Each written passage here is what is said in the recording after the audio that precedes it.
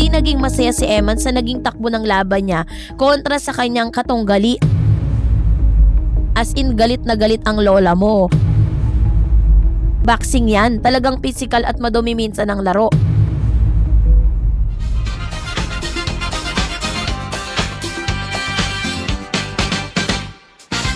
OMG, totoo nga ba ang mga chikang ito, no? Dahil grind mode na naman ng sports world, pero may halong top tier drama. Kung akala nyo TikTok or showbiz lang ang may matinding tsaa at permanent simulation ng digital bardagulan, nagkakamali kayo mga mi. Kasi ngayon, lumipat ang tensyon.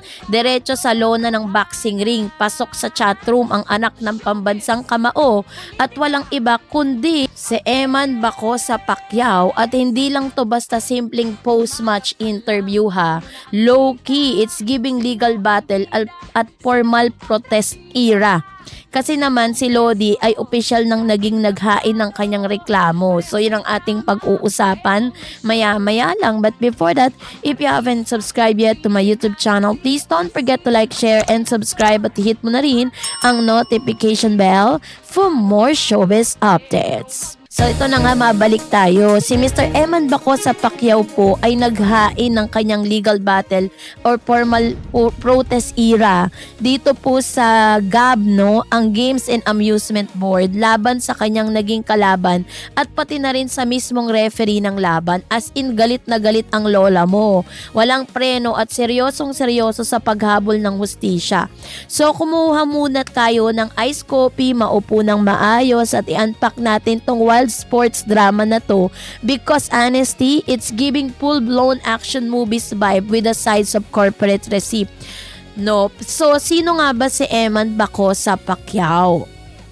Para sa mga medyo nahuli sa balita o kaya naman mas babad sa sports, esports kaysa sa traditional sports, kilalanin muna natin si Eman. Kapag narinig mo ang apelidong Pacquiao, automatic na pumapasok sa utak mo ang legend, world champion at people's champ. Ang bigat ng pangalan na yan, be. Kumbaga ang gaming, si Eman ay may bit-bit na higher tier mythic title bago pa man siya pumasok sa ring. Pero si Eman, hindi lang siya umaasa sa pangalan ng tatay niya. He's low-key and building his own path. Training like crazy at gustong patunayan na may sarili siyang bagsik sa kamao. He's young, passionate at may gutom na manalo. Kaya naman kapag may mga nangyayari sa tingin niya ay hindi patas o madaya sa loob ng ring, hindi lang personal na pride ang nakataya rito. Bit-bit niya ang reputasyon ng buong pamilya at ang mismong integridad ng sports na binuo ng kanyang tatay. Kaya naman hindi pwedeng basta-basta na lang palalagpasin ang kahit sinong sketchy moves, no?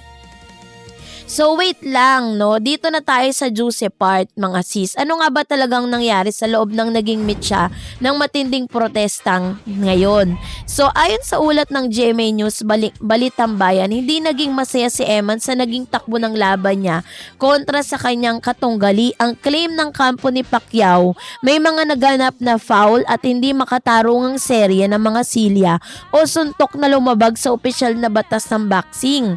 Watching the replay closely, weights that literally foul. Sabi niya, the referee, dead maira lang siya, refusing to penalize. Ang lala, diba? Sinasabi ni Emma na paulit-ulit na gumagawa ng illegal na galaw ang kanyang kalaban para makakuha ng bentahe. Pero ang mas nakakatakot at nagpataas ng presyon ng lahat ay ang naging reaksyon o ang kawalan ng reaksyon ng referee. Sa halip na umawat, magbigay ng bawas na puntos o mag-issue ng seryosong babala, tila nag-dead maira raw si rep. Para bang nakapikit ang mata o kaya naman sadyang binaliwala yung mga unfair plays. Sa boxing, ang referee ang pinakadiyos sa loob ng ring. Sila ang referee, sila ang tagapagpatupad ng batas at sila ang dapat magsiguro na walang mamamatay o madadaya. Kapag ang referee mismo ang nagmukhang bias o incompetent, doon na talaga masisira ang buong match. Para sa kampo ni Eman, the mat was not just matting. Hindi deserve ang gaanong klaseng treatment, no? Kaya decided silang mag-escalate ng issue. So dahil dito, enter ngayon yung Gab sa chat, the formal complaint era. Dahil hindi sapat ang mag-rant lang sa Instagram story or mag-fairing ng Facebook Super Pro na naging move ni Eman at naging ng kanyang management. Naghain sila ng formal na reklamo sa Games Amusement Board or GAB. Para sa mga hindi nakakaalam, ang GAB ay isang ahensya ng gobyerno na may mahawak at nagre-regulate ng lahat ng professional sports dito sa Pilipinas. Sila ang ultimate principal office kung saan mo isinusumbong ang mga pasaway na atleta, promoter at technical officials. Ang pagsasampa ng formal na reklamo ay nangangahulugan na may dalang mga resibo si Eman. Nagsumiti sila ng mga video review, step-by-step documentation at mga foul at official na statement kung bakit dapat imbestigahan ang lisensya ng referee at ang naging resulta ng laban. Oops, ad break muna. 8 a.m. ang pasok tapos 3 a.m. ka na nakatulog kaka-grind. Alam niyo yung feeling na tipong lumabas na yung kaluluwa mo sa katawan mo dahil sa dami ng kailangang tapusin. Mga mima, ang mood natin for today's video ay very much zombie. As pagod as person. Feeling ko hindi ko na talaga kaya.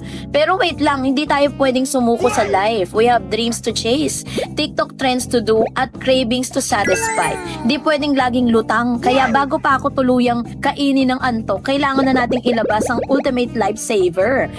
So, the one and only Nescafe Original. Walang etchos, ito talagang OG pampagising ng bayan. Yung tipong kahit gaano ka-stress sa deadline, hindi ka na niya iiwan sa ere. Let's romanticize making coffee for a bit, besties. Pakinggan nyo naman yung ASMR na yan. Pagkabukas mo pa lang ng sachet, amoy mo na agad yung classic roasted coffee aroma. Amoy pa lang, alam mo nang kaya mong harapin lahat ng red flags.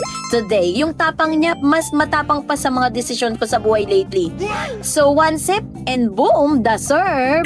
Nakabalik na ang kaluluwa ko sa katawan ko. Literally, ganito yung kape na hinahanap-hanap ko. Sakto yung tapang at sarap para i-kickstart yung utak ko. Good morning talaga sa neurons ko na biglang nagising. From zero energy to 100 real quick.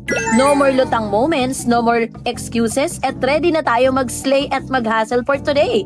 Kung kailangan nyo rin ng flat armor para sa araw na yon, alam nyo na ang sagot. Kaya kung gusto nyo na ng legit energy boost na swak sa budget natin, mag-Nescafe Original na rin kayo.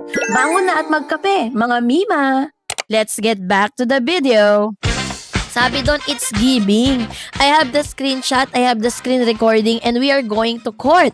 High-key, independent, and accountable behavior. Hindi sila natakot mag-call out ng mga nakakataas o mas matagal na sa opisyal na industriya. So, sa sportsmanship sa modernong panahon, natiin natin ang opinyon ng mga publiko. Sa dahil bilang mga matatalinong Marites at Gen Z observer, kailangan nating silipin ang magkabilang panig ng walang kinikilingan. Sa isang banda, may mga netizen kasi na nagsasabing boxing yan, talagang physical at madumi minsan ng laro. Dapat tanggapin na lang kung ano ang naging desisyon sa loob ng ring. May mga ilan pang nag-akusa na baka raw entitled lang, no? Ito pong si Mr. Eman Bacosa Pacquiao, kaya daw po niya ginagawa ang lahat ng ito. So dahil dyan, naglabas din po ng balita ang GMA News. Nagkagulo ang mga comment section sa Facebook, X at Twitter. Nagkaroon ng malawakang debate sa pagitan ng mga boxing purists at ng mga makabagong fans. Team Eman Transparency, Team Status Quo, Traditionalist, gusto ng hustisya, tama lang na i-report ng referee para maging babala sa iba pang opisyal na huwag maging pabaya, move on na lang, sabi ng iba. Part ng laro ang human error ng referee at dapat igalang ang naging resulta. Proteksyon sa atleta, ang mga illegal na suntok ay pwedeng magdulot ng permanenteng pinsala sa utak o katawan. Sabi po ng Pacquiao privilege, may mga nag-iisip na ginagamit lang ang impluwensya ng pamilya para mabago ang laro. Grabe ang bangayan, akla. Pero kung titignan mo ng mabuti ang mga video clips na kumakalat, marami talagang sumasang-ayon na medyo sketchy ang ilang galaw ng kalaban. Talagang may pagkukulang ang referee sa pagkontrol ng laban. Ang social media ang nagsilbing malaking magnifier ng isyong ito. Kaya naman, hindi rin pwedeng upuan lang ng GAB ang reklamo ng ganoon-ganoon na lang ng katagal. Dahil viral ang usapan, monitored ng buong bansa ang kanilang susunod na hakbang. So dito, mas nagbigay ito ng mas malalim na problema sa Philippine boxing. Kung lalaliman natin ang pagsusuri, ito'y isang issue ni Eman Bacosa Pacquiao, isang manifestasyon na mas malaking problema sa lokal na boxing sa Pilipinas. Sa loob ng maraming taon, madalas tayong makarinig ng mga kwento ng mga boksingero na nadadaya sa mga local tournaments, mga referee na may kinikilingan o kaya naman may mga promoter na hindi binibigay ang tamang premyo sa mga atleta. So dahil karamihan sa mga boksingero natin ay nagmumula sa mahihirap na pamilya, madalas ay wala silang boses o kakayahan na kumuha ng abogado o maghain ng formal na reklamo. Sa GAB kapag nagdadaya sila, natatakot silang ma-blacklist o hindi mapatira sa mga susunod na laban. Kumbaga parang hinahayaan na lang nila yung mga ganong klase ng pangyayari kasi nga maaaring ito'y magdulot na hindi na sila magpatuloy sa boxing era nila. Natatakot silang ma-blacklist, natatakot sila na hindi na sila bigyan ng laban. Dito pumasok ang kahalaga ng posisyon ni Eman. Dahil mayroon siyang resources, pangalan at boses, ang kanyang reklamo ay nagiging kinatawan din ng lahat ng mga boksingerong nadadaya pero walang kakayahang lumaban. Kung magtatagumpay ang protestang ito at mapaparusahan ng referee kung mapatunayan nagkasala, magiging panalo to sa mga boxing community na bansa. It set a precedent na walang sino man kahit ang referee ang mas mataas na batas sa sports.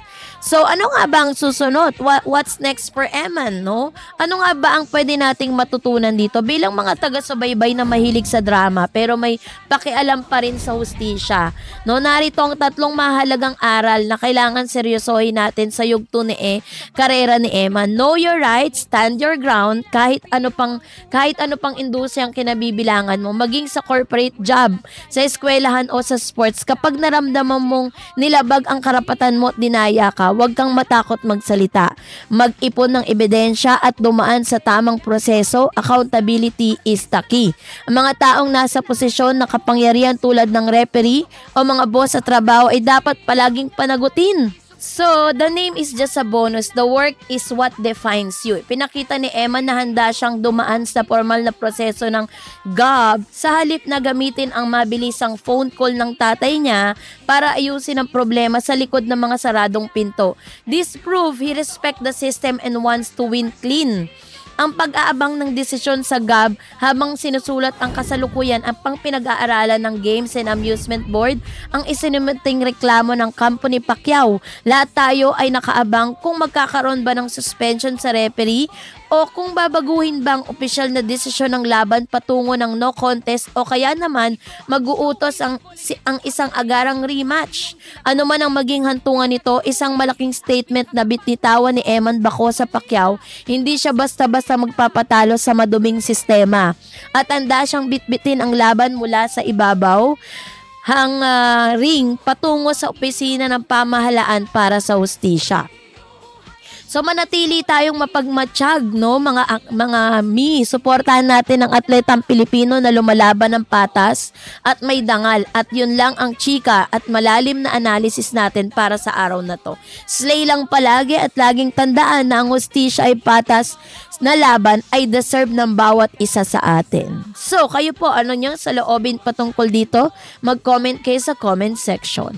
And that's it for today. For more videos and updates, please don't forget to like and subscribe. And please don't forget to follow my Facebook page, DarEds TV and DarEds channel. God bless everyone!